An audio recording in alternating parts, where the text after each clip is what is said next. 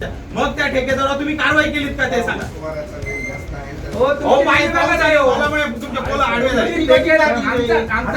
आमचा थेट आरोप आहे तुमची ठेकेदारांची मिलीभगत आहे. ठेकेदार निकृष्ट दर्जाचं काम करतात, तुम्ही ते एक्सेप्ट करतात, तुम्ही त्यांची बिलं पासिंग करतात आणि त्याच्यावरचा बलिदान तुम्ही लोक खातात. म्हणून आज जनता काळोखात आहे. तुम्हाला कुठचा लोक झाडं पडली सगळ्या झाडं पडले म्हणून पोल पडले. प्रत्येक ठिकाणी झाडं पडले डायरेक्ट पोल पडलेलं दाखव. मी काय सांगणार तुमचे पोल आडवे झाले माझ्यावर फिरताय. चला आम्ही दाखवतो तालुक्यातलेच परिस्थिती आमच्याकडे पोल आडवे झालेला कुठचाही झाड लागलेला नाही, काही नाही.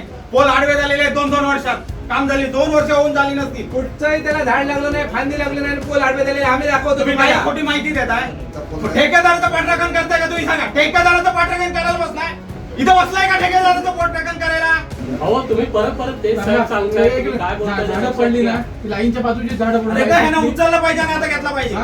तुम्ही गाडी चालवा माझ्या बसा फिरवून दाखवतो.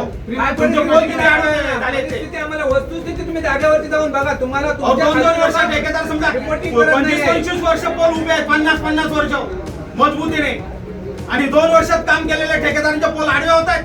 ही तुमची कामाची पद्धत. तुम्ही याच्यासाठी खुर्चीत बसला का.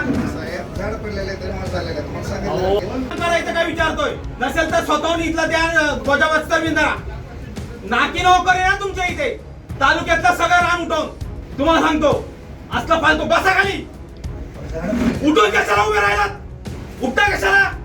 बसलोय ना आम्ही इथे. आम्ही कोण म्हणून आलोय इथे.